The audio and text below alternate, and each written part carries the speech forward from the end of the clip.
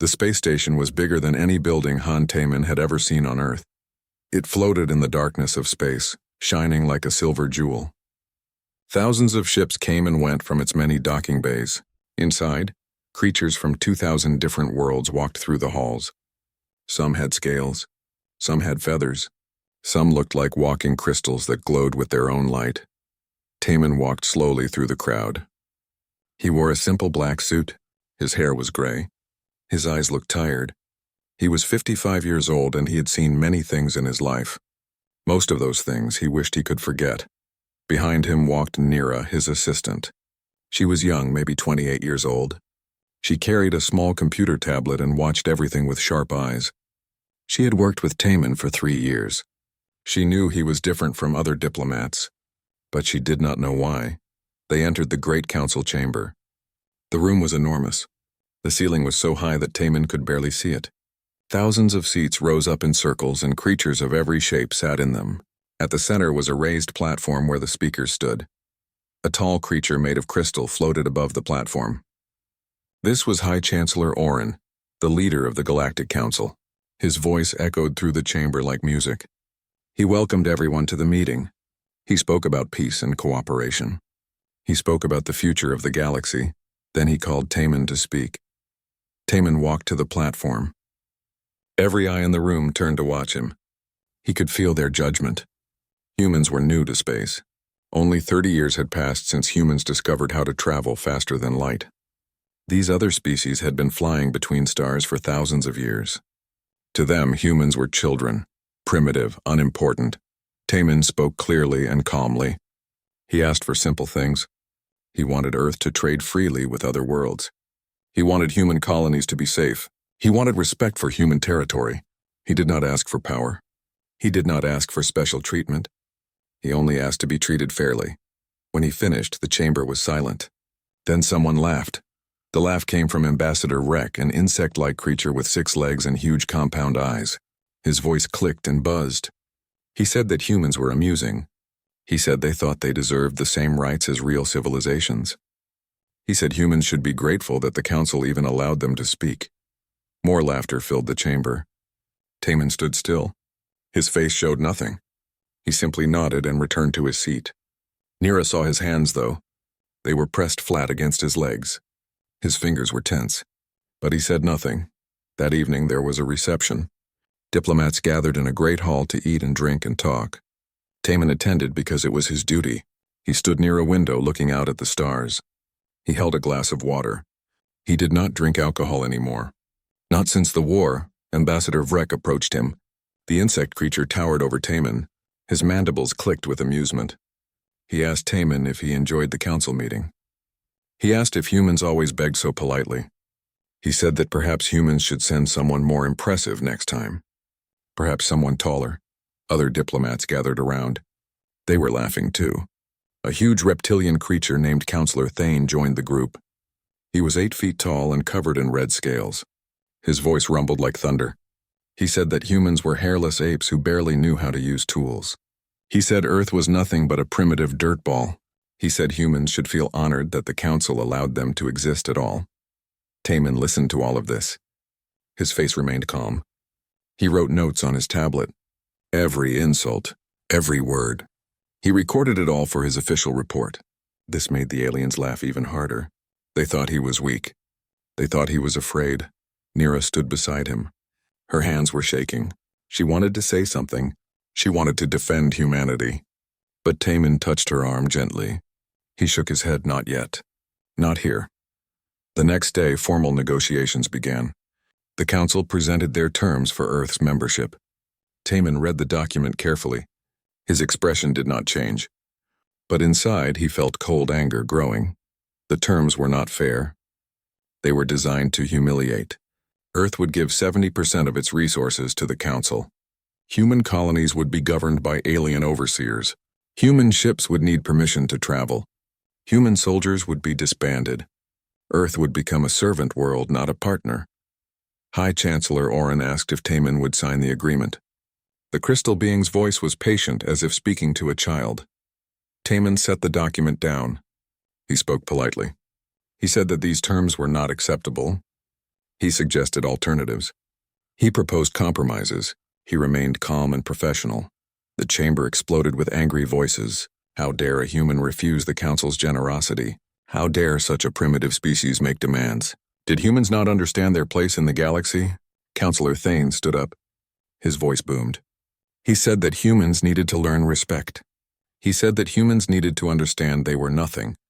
He said that perhaps Earth needed to be taught a lesson. Taman gathered his papers. He spoke quietly. He said that if the council would not negotiate fairly, then there was nothing more to discuss. He said that Earth would find its own way. He thanked them for their time. Then he turned to leave. Councillor Thane moved faster than seemed possible for something so large. He blocked Taman's path. The huge reptilian leaned down, bringing his face close to Taman's.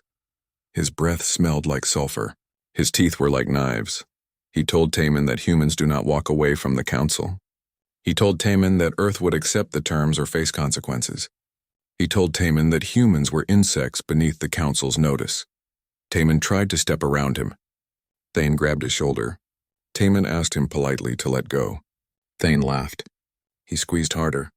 Taman could feel the pressure. It was meant to hurt. It was meant to make him kneel. Taman spoke again, his voice still quiet. He said that he was a diplomat. He said that this was a place of peace. He asked Thane one more time to step aside. Thane responded by striking Taman across the face. The blow was hard enough to send Taman to the floor. Blood ran from his lip. The chamber went silent. Everyone stared. Nira started forward, but Taman raised his hand. She stopped. Taman stood up slowly. He wiped the blood from his mouth with his thumb. He looked at the red stain on his skin. For a long moment, he said nothing. When he finally looked up, his eyes were different. They were cold, empty, like looking into deep space. He spoke softly, so softly that the chamber had to be completely silent to hear him. He said that he came as a diplomat. He said that he hoped for peace. He said that he wanted to believe the galaxy was better than Earth's violent past. Then he said that they had made a mistake. Thane reached for him again. This time, Thane wanted to strike him once more. To teach this weak human a final lesson.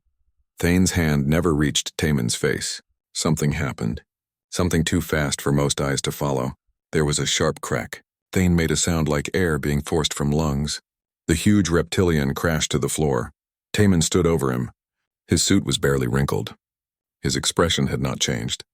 But Thane lay on the ground, unconscious. His arm was bent at a wrong angle. His knee was twisted. Something in his neck had been struck with perfect precision. The entire thing had taken 3 seconds. The chamber erupted in chaos. Alarms began to sound. Taman straightened his tie. He looked around at the shocked faces. Then he turned to Nira and spoke calmly. He told her it was time to leave. They walked toward the exit. Behind them, Ambassador Vreck's mandibles clicked in disbelief. High Chancellor Oren's crystal form flickered with confusion, and Councillor Thane lay perfectly still on the polished floor, breathing but broken. The galaxy had just learned something important about humans. They had learned that sometimes, the quietest voice belongs to the most dangerous person in the room. The alarms were deafening. Red lights flashed throughout the council chamber. Heavy doors slammed shut, sealing every exit. Within seconds, armed security forces poured into the room from hidden entrances. Taman stood perfectly still. He looked at the 20 soldiers surrounding him. They wore heavy armor and carried plasma rifles. Their commander, a battle-scarred veteran named Hyun, stepped forward. He pointed his weapon at Taman's chest. Commander Hyun spoke in a hard voice. He ordered Taman to get on the ground. He said that Taman was under arrest for assaulting a council member. He said that if Taman moved, they would shoot. Taman raised his hands slowly, but he did not kneel. He spoke in that same quiet voice. He said that he was still a diplomat. He said that he had acted in self-defense. He said that violence was not necessary. He told them to let him leave peacefully. He said that nobody else needed to get hurt. Commander Hyun did not lower his weapon. He gave the order to advance. 10 soldiers moved forward to grab Taman. They thought this would be easy. He was one man. They were 10 trained warriors with armor and weapons. They were wrong. Taman moved like water. The first soldier reached for him and suddenly found his arm twisted behind his back. Taman used the soldier's own momentum to send him crashing into 2 others. They all fell in a tangle of armor and limbs. Another soldier tried to grab Taman from behind. Taman dropped low, swept the soldier's legs, and the armored figure hit the floor hard. The rifle skittered away. Taman kicked it aside without looking. Two more soldiers attacked together. Taman caught one's wrist, redirected the punch into the other soldier's helmet, then delivered a precise strike to a nerve cluster. Both soldiers collapsed, groaning in pain but alive. Commander Hyun watched in disbelief. This was impossible. Taman had not thrown a single killing blow. He had not broken any bones beyond what he did to Thane. He simply disabled each attacker with minimum force. But the effect was devastating. In less than 2 minutes, 10 soldiers lay on the ground, conscious but unable to fight. Taman had not even removed his jacket. The remaining soldiers hesitated. They had seen fighters before. They had trained for years. But this was different. This human moved like he knew exactly where each person would be before they got there. He fought like someone who had done this 1,000 times before. Commander Hyun made a decision. He ordered his soldiers to fire, not to kill but to wound, to stop this human before anyone else got hurt. The plasma bolts lit up the chamber, but Taman was already moving. He ducked behind a fallen soldier, using the armor as a shield. He grabbed a decorative metal rod from a nearby statue. In his hands, it became a weapon.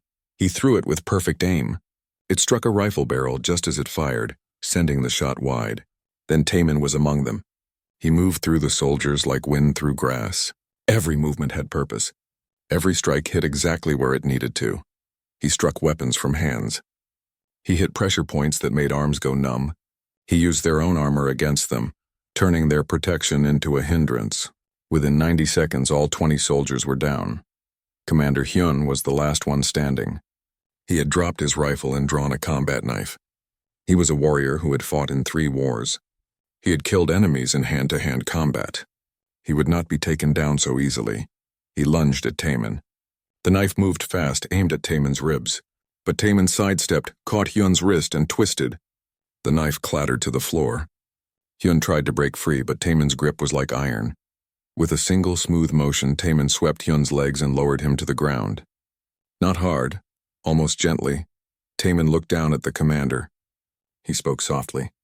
He said he did not want to hurt anyone. He said he just wanted to leave. He asked Hyun to stay down, to not make this harder. Then Taman turned to Nira. She had pressed herself against the wall, watching everything with wide eyes. He told her it was time to go. His voice was calm, as if he had just finished a normal meeting. They walked to a side door. Taman worked quickly on the lock panel. His fingers moved with the same precision they had shown in combat. The door opened. They slipped through as more alarms began to sound. Behind them, Commander Hyun sat up slowly. His body ached in a dozen places, but nothing was broken. He looked around at his soldiers. All of them were alive. All of them would recover. The human had beaten 20 trained warriors without killing a single one. Hyun reached for his communicator. He needed to report this. But first, he needed to understand what just happened. He called up the security recording and watched the fight again. And again, and again. Each time he watched, he saw more details. The way Taman had positioned himself to face multiple attackers. The way he had used the environment. The way he had controlled the flow of the fight. This was not just skill. This was experience. Years and years of experience. Hyun had studied many forms of combat. He had fought many species, but he had never seen anything like this. The human had fought like someone who had spent a lifetime preparing for exactly this situation. Meanwhile, Taman and Nira moved through the station's maintenance corridors. These passages were meant for repair workers and automated systems. They were narrow, poorly lit, and rarely used, perfect for avoiding patrols. Nira followed Taman closely. She had so many questions. She wanted to know how he did what he did. She wanted to know where he learned to fight. She wanted to know who he really was, but she stayed silent. Now was not the time for questions. Now was the time to survive. Taman stopped at a junction. He pulled out a small device and connected it to a wall panel. Screens lit up showing maps of the station. He studied them carefully, tracing routes with his finger. Nira finally spoke. She asked if they could really escape. The station was huge. There were thousands of security personnel. Every exit would be watched. Their ship was in a docking bay that would surely be sealed. Taman continued working on the panel. He said that he had sent a message before they left the chamber. He said that help was coming. He said that they just needed to stay alive until it arrived. Nira asked what kind of help. Taman did not answer. He simply closed the panel and started moving again. In the council chamber, High Chancellor Oren called an emergency meeting. Medical teams were treating the wounded. Councillor Thane had been taken to intensive care. His injuries were serious but not life-threatening. The 20 security officers were being examined. They all told the same story. One human had defeated them all. Ambassador Vrek demanded answers. He wanted to know how this was possible. Humans were supposed to be weak, primitive, barely capable of space travel. How could one human defeat trained warriors from multiple advanced species? High Chancellor Oren ordered his staff to search Earth's databases. He wanted to know everything about Han Taman, every detail of his life. Every record, every piece of information that might explain what they had just witnessed. The search took hours. Earth's databases were protected, but not enough to stop the Council's best hackers. Slowly, piece by piece, they found what they were looking for. What they found made the entire Council go silent. Han Taman was indeed a diplomat. For the past 5 years, he had served Earth's government with distinction. But before that, his records were heavily classified. Military files, encrypted documents, reports marked with the highest security clearance. The Council's hackers dug deeper. They broke through the encryption. They accessed files that were supposed to be destroyed. And they learned the truth about the quiet man in the black suit. Before he became a diplomat, Han Taman had been a soldier. Not just any soldier. He had commanded an elite unit called the Silent Reapers. They had operated during Earth's last great conflicts. Wars fought over resources and territory. Wars that killed millions. The Silent Reapers were sent when normal soldiers could not win. They were sent to end wars quickly, permanently, brutally. Their record was perfect. 12 major operations. 12 complete successes. 0 failures. High Chancellor Oren read the reports with growing horror. He read about Operation Ghost Wind, where Taman's unit eliminated 72 enemy commanders in a single night. He read about Operation Silent Thunder, where they infiltrated an impenetrable fortress and destroyed it from within. He read casualty reports that seemed impossible. Hundreds of enemies killed or captured. 0 friendly casualties. The Chancellor looked at the Council members. His crystalline form flickered with fear. He spoke slowly, carefully. He said that they had made a terrible mistake. They had not arrested a diplomat. They had trapped one of humanity's most dangerous warriors. And somewhere in the dark maintenance tunnels of the station, that warrior was planning his next move. 20 years ago, Earth was burning, not with fire, but with war. 3 massive corporations controlled most of the planet's resources. They fought for power. They fought for land. They fought for water and food and rare metals. Millions of people died while the rich grew richer. The governments tried to stop it. They sent armies. They tried negotiations. Nothing worked. The corporations had their own soldiers. They had weapons that could level cities. They had technology that made them almost impossible to defeat.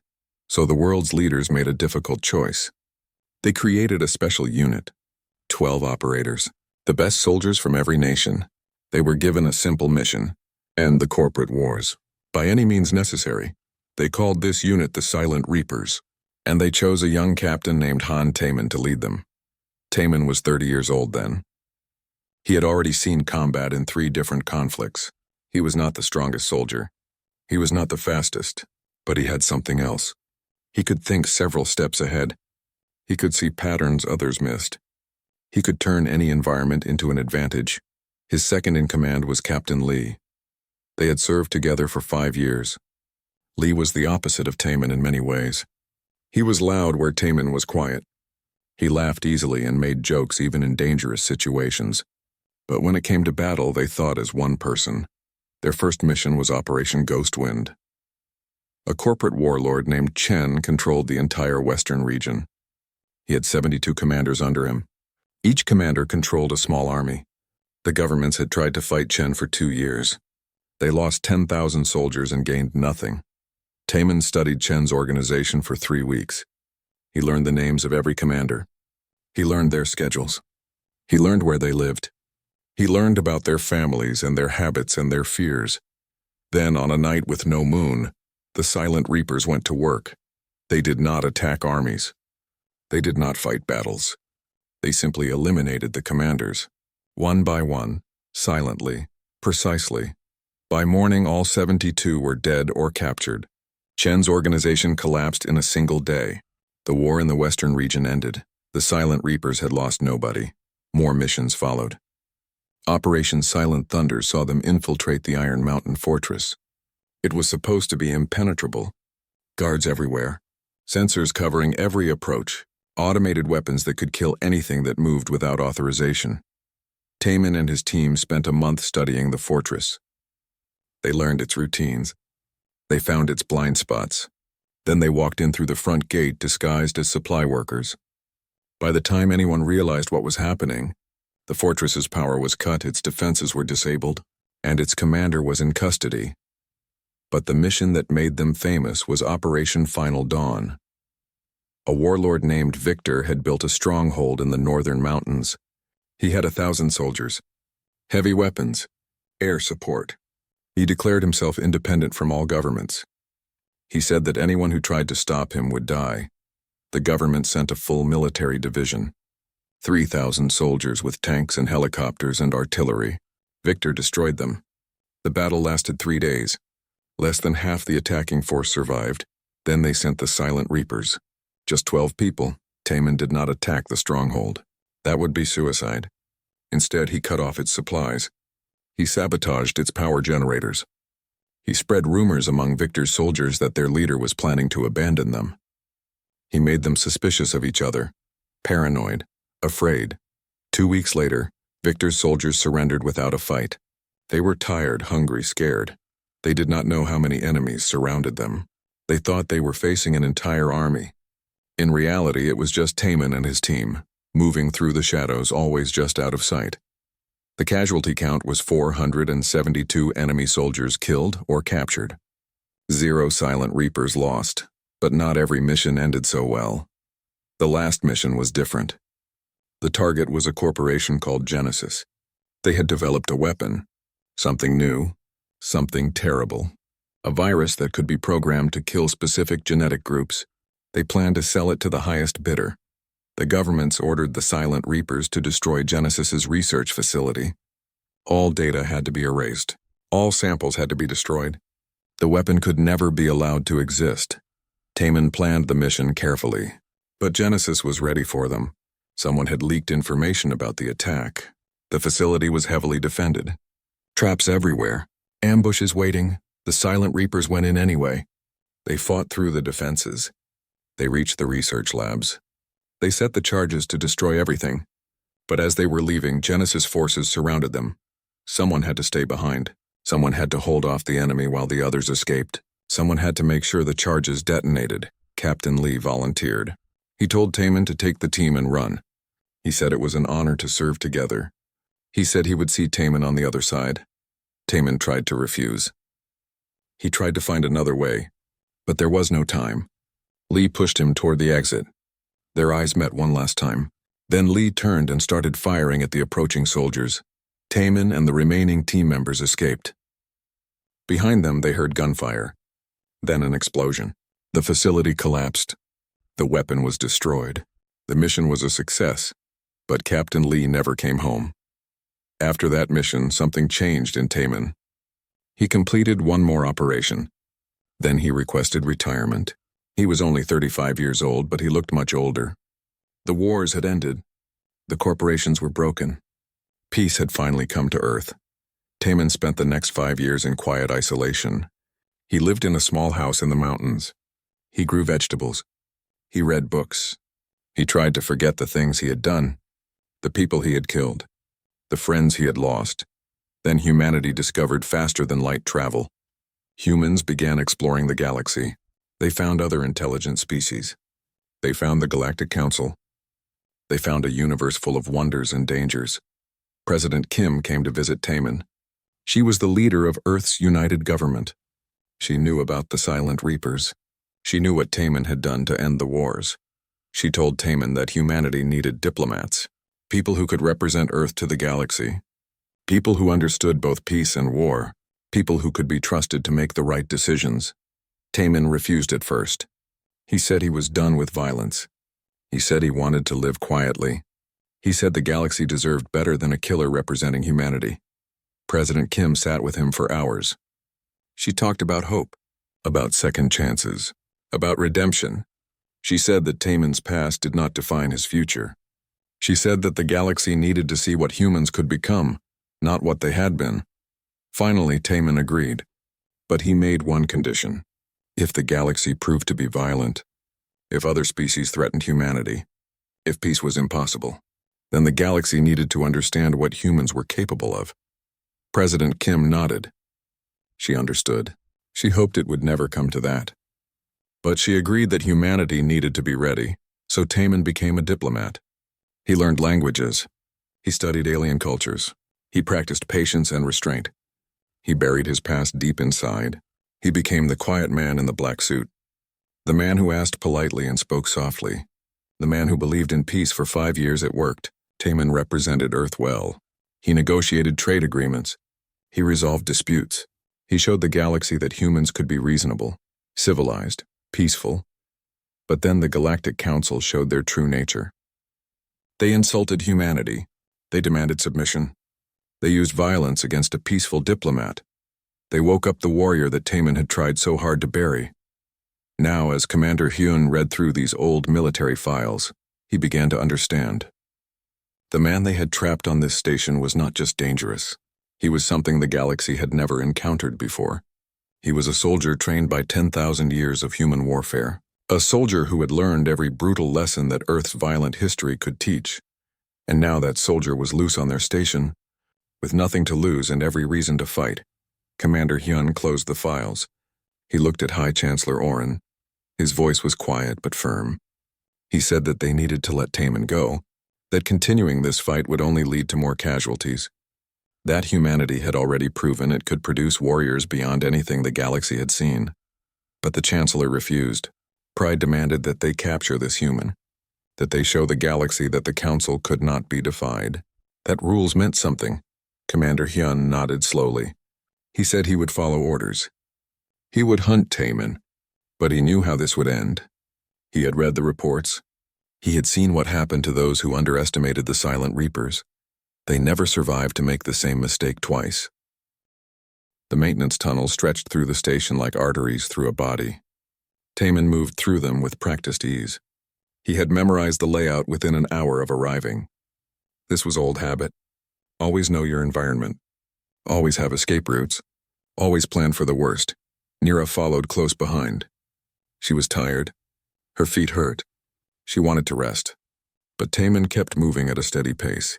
Not fast enough to tire them completely. Not slow enough to be caught. They stopped in a junction room filled with old equipment. Taman pulled out his communicator. He worked on it for several minutes, his fingers moving quickly. Nira watched him with curiosity and fear. She had seen him fight. She had seen him disable 20 trained soldiers. But she still did not fully understand who he was. Finally, she asked. She asked him to tell her the truth. To tell her who he really was. What he had done before becoming a diplomat. Taman did not look up from his work. He was quiet for a long moment. Then he spoke. He told her about the Silent Reapers, about the wars on Earth, about the missions that ended conflicts, about Captain Lee and the final operation. He told her everything in simple words. No pride, no shame. Just facts. When he finished, Nira was silent. She did not know what to say.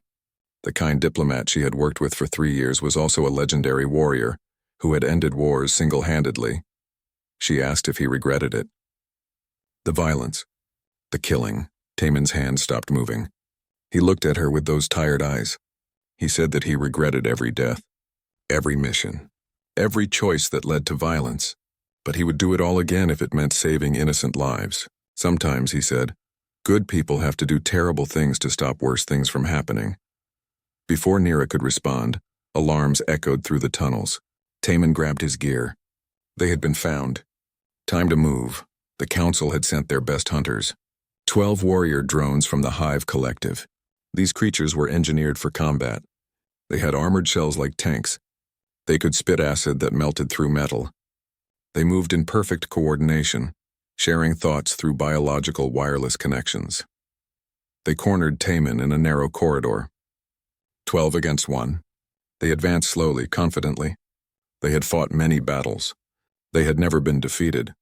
Taman told Nira to stay behind him. He pulled out a maintenance tool, a simple metal rod used for prying open panels. In his hands it became something else. The first drone fired acid. Taman moved. The acid splashed against the wall where he had been standing. It hissed and bubbled, eating through the metal. Taman threw the rod. It struck the drone's compound eyes. The creature screamed and stumbled. 2 more drones attacked together. Perfect coordination. They moved as one. But Taman was already in motion. He grabbed a piece of loose piping from the wall. He used it to redirect their acid attacks. Their own weapons splashed back on them. Their armor began to melt. The remaining drones realized their mistake. They were thinking as one unit, moving in perfect sync, but that was their weakness. Taman had faced coordinated enemies before. He knew how to break their rhythm. He struck the drone in front, not hard enough to kill, just hard enough to make it stumble backward into the others. Their perfect formation broke. They crashed into each other. Confusion spread through their shared thoughts. Taman moved through them like water through rocks. He struck joints where their armor was weakest. He used their own bodies as shields. He turned their coordination into chaos. Within 3 minutes, 11 drones lay disabled on the corridor floor. The 12th fled, its confidence shattered. Taman did not chase it. He picked up one of their acid weapons. It might be useful later. Then he and Nira continued moving. Ambassador Vrek watched the security footage in horror. His prized warrior drones, defeated by one human with a metal rod. Impossible. It had to be impossible. But the video did not lie. He watched as Taman used every advantage. The narrow space, the reflective walls, the drone's own coordination. Taman had turned the environment into a weapon. He had made their strengths into weaknesses. High Chancellor Oren called for their best warrior. His name was Blade Master Kiran.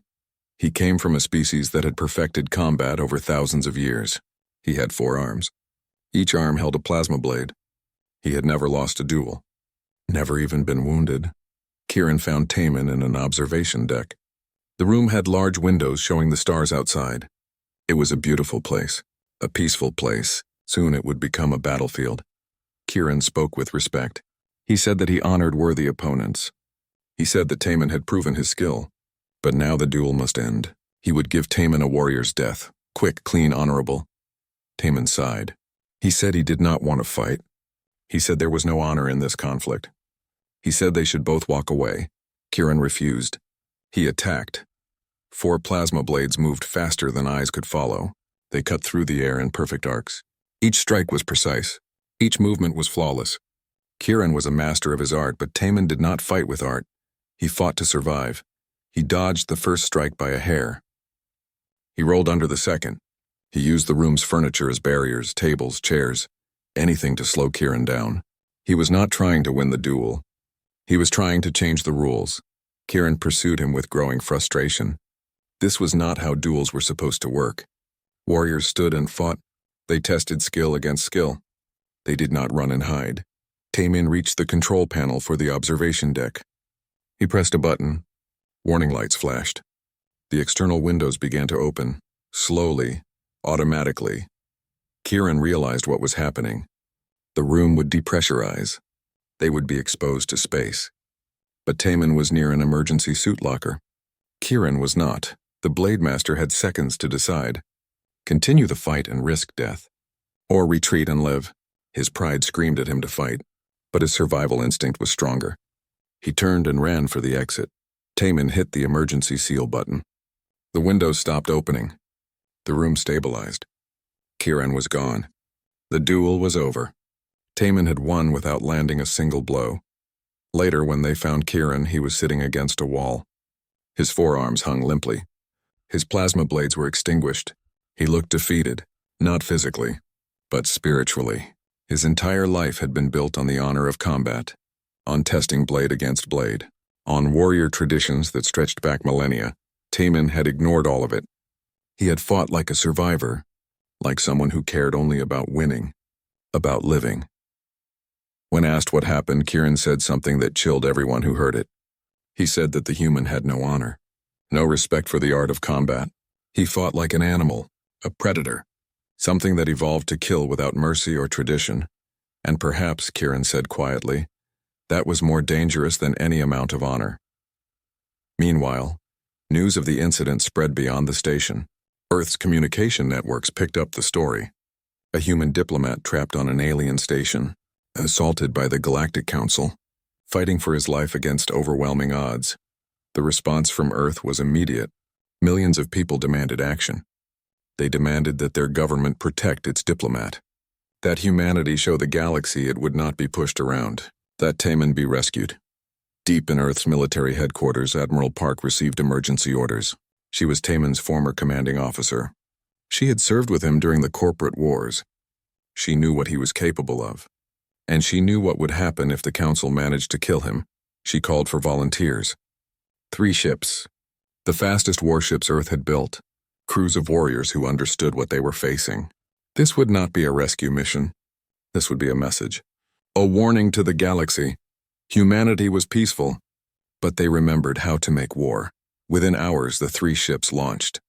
They entered faster than light travel. Their destination, the Celestial Nexus Station.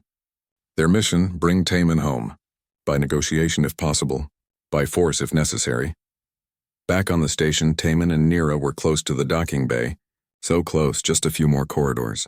Just a few more minutes. Then they could escape. Then this nightmare would end.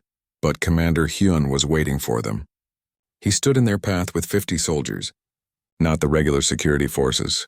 These were elite troops, the best the station had. They wore powered armor. They carried heavy weapons. They were positioned perfectly to create a killing field. Hyun spoke clearly.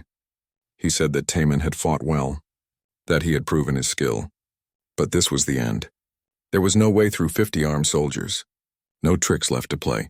It was time to surrender. Taman looked at the soldiers, then at Nira, then at the docking bay beyond. Their ship was so close he could see it through the windows. Just one more obstacle. Just one more fight! He raised his hand. Not in surrender. In a signal. A gesture that meant something only to certain people. People who were not soldiers. People who had been waiting patiently, secretly. Throughout the station, 50 humans stopped what they were doing. Engineers, medical staff, maintenance workers, civilians who had lived on the station for years. Normal people doing normal jobs, except they were not normal. They were protocol black, sleeper agents embedded long ago, waiting for a day that everyone hoped would never come. That day had arrived. They moved as one. Each person knew exactly what to do. They did not attack. They did not kill. They simply created chaos, sealed doors. The space around Celestial Nexus Station suddenly lit up with new arrivals. 3 human warships dropped out of faster-than-light travel. They were not large. Humanity was still new to space, still learning, still building. But what they lacked in size, they made up for in purpose. Each ship bristled with weapons, missiles, railguns, energy cannons. 30 years of studying galactic technology, 30 years of human engineering genius applied to war. Admiral Park stood on the bridge of the lead ship. She looked at the massive station through the view screen. Somewhere inside was Taman, her old commander. Her friend, the man who had saved Earth from itself. She opened a communication channel. Her voice was calm, professional, but underneath was steel. She identified herself as commander of the Earth Defense Force. She said they were here for their diplomat. She said that nobody needed to die today. But interference would not be tolerated. The Council's response was immediate. 50 warships moved to intercept. Ships from a dozen different species. Some were twice the size of Earth's vessels. Some had weapons that could crack planets. They surrounded the human ships. Their weapons locked on target, but they did not fire. Something made them hesitate. Perhaps it was the way the human ships positioned themselves. Perhaps it was the calm confidence in Admiral Park's voice. Perhaps it was the knowledge of what Taman had done to their best warriors. Whatever the reason, both sides waited. Weapons armed. Tensions rising. One mistake would start a war. Inside the station, High Chancellor Oren faced an impossible choice. His hologram flickered with agitation. The council members argued loudly. Some wanted to attack Earth's fleet, to show that the Council could not be defied. To prove their superiority, others urged caution. They had seen what one human could do. They had watched Taman defeat their best warriors. What would happen if Earth sent 1,000 soldiers like him? 10,000? 1,000,000? Commander Hyun stepped forward. He had recovered from his encounter with Taman. His body still ached, but his mind was clear. He asked permission to speak. The Chancellor granted it. Hyun spoke carefully. He said that he had studied human history. He had read their military records. He had learned about their wars. And he had reached a conclusion that terrified him. Humans, he explained, spent 10,000 years fighting each other. Every species in the galaxy had conflicts. But humans perfected warfare in ways others never needed to. They learned to win with inferior numbers. They learned to use any material as a weapon. They learned to survive in any environment. They learned to never surrender. Most species, Hyun continued, developed technology first. Then they went to space. Then they met other species. They had peaceful histories, advanced histories, civilized histories. Humans were different. They mastered violence first. They learned war before they learned peace. They evolved as predators. And only recently, only in the last few decades, had they chosen to be something else. But that choice, Hyun warned, could be reversed. If the Council pushed humanity back into war, they would face something the galaxy had never encountered. 20 billion humans, all descendants of survivors, all carrying genetic memory of 10,000 years of conflict. The Council chamber went silent. They looked at each other. They looked at the data Hyun presented. Population numbers, industrial capacity, military potential, resource distribution. Humanity had one homeworld, just one.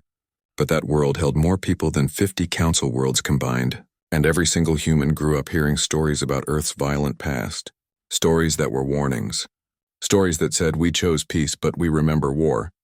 Ambassador Vrek's mandibles clicked nervously. He asked the question everyone was thinking. Could the Council win a war against humanity? Commander Hyun was quiet for a moment. Then he said yes. The Council would eventually win.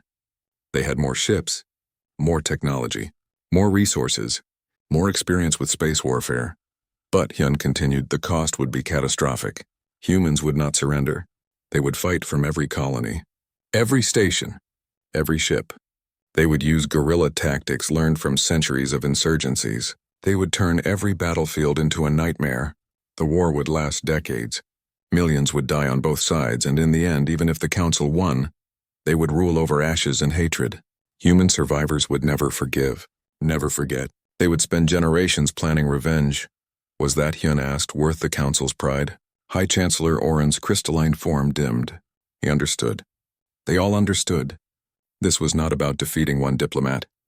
This was about choosing what kind of galaxy they wanted. One where humans were allies, or one where humans were eternal enemies. The Chancellor made his decision. He ordered all forces to stand down. He opened a direct communication channel to Taman's ship. His voice was different now, respectful, even apologetic. He said that there had been a misunderstanding, that Councillor Thane had acted without authority, that the assault on Taman was not sanctioned by the Council. He offered formal apologies. He offered safe passage. He offered to revisit Earth's membership terms. Taman listened to all of this. His face showed nothing. When the Chancellor finished, Taman spoke one sentence. He said that humanity remembers. Those two words carried more threat than any weapon. They said that Earth would not forget this insult. They said that humanity would remember who struck first. They said that peace was still possible, but only on terms of mutual respect. Then Taman and Nira boarded their ship. The docking clamps released. The vessel pulled away from the station. 3 Earth warships moved into escort formation. Together they turned toward home. The Council fleet parted to let them through. 50 warships, all weapons charged, all crews ready for battle. But nobody fired. Nobody moved. They simply watched as the humans left. As Taman's ship entered faster than light travel, he sent one final message. It was broadcast to every ship, every station, every world connected to the Galactic Council network. The message was simple. He said that humanity came to the galaxy hoping for friendship. They offered trade, cooperation, and peace. They asked only for respect and fair treatment. Instead, he continued, they were insulted.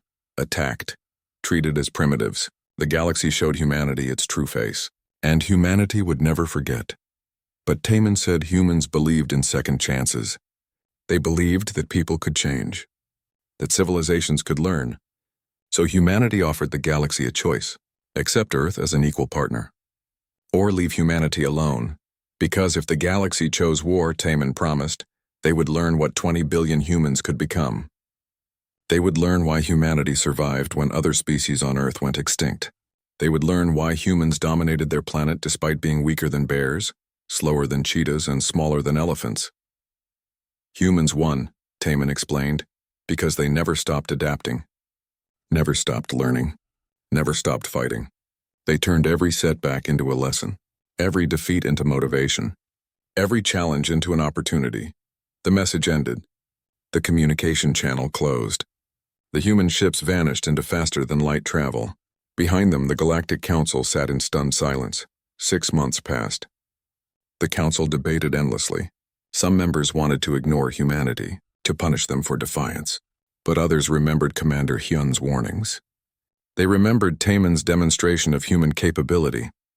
Finally, High Chancellor Oren made a formal announcement. The Council apologized for the incident at Celestial Nexus. Councillor Thane was removed from his position. New membership terms were drafted. Fair terms, respectful terms, terms that treated Earth as an equal partner in galactic civilization. Earth's government sent a new diplomat to review the terms. Her name was Ambassador Sora. She was young, optimistic. She believed in peace and cooperation. She believed the galaxy could be better, but standing behind her, visible to everyone, was Admiral Park. And the message was clear. Humanity still hoped for peace, but they were ready for war. Ambassador Sora negotiated with skill and patience. She achieved what Taman could not. Fair trade agreements, protected colonies, mutual defense pacts. Earth officially joined the Galactic Council, not as servants, not as primitives, but as equals. At the signing ceremony, many species attended. They came to welcome humanity. Some came out of genuine friendship, others came out of fear. But they all came. They all watched as a human diplomat signed the agreement, and they all noticed that Han Taman was not present. Taman had returned to Earth immediately after the incident. He resigned from diplomatic service. He said he was tired, that he wanted to rest, that he had served long enough. President Kim accepted his resignation with gratitude and sadness. She gave him a medal. She thanked him for his service. She told him that Earth owed him everything. Taman accepted the medal quietly. Then he returned to his small house in the mountains. He went back to growing vegetables and reading books. He tried once again to live a peaceful life, but the galaxy did not forget him. Stories spread about the human diplomat who defeated warriors from a dozen species. Songs were written.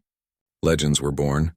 Young warriors across the galaxy trained harder, hoping they would never have to face someone like him. One day, months after the incident, Nira came to visit Taman. She had left diplomatic service too. She said she wanted something quieter, something peaceful.